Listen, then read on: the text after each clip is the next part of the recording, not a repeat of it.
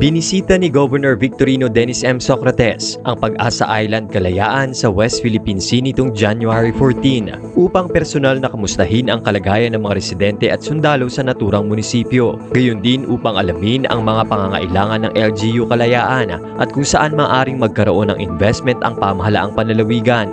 Kasama ni Governor Socrates sa kanyang pagbisita sina Western Commander Vice Admiral Alberto Carlos at Kalayaan Mayor Roberto Del Mundo, ilang opisyalis ng Westcom at local media.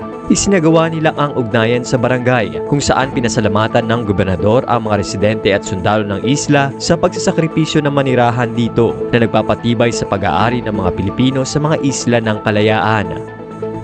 Gusto kong pasalamatan ng lahat ng mga naninirahan dito sapagkat kayo ang nagpapatibaw, nagbibigay ng laman sa ating katotohanan ng Kalayaan ay sa Pilipinas.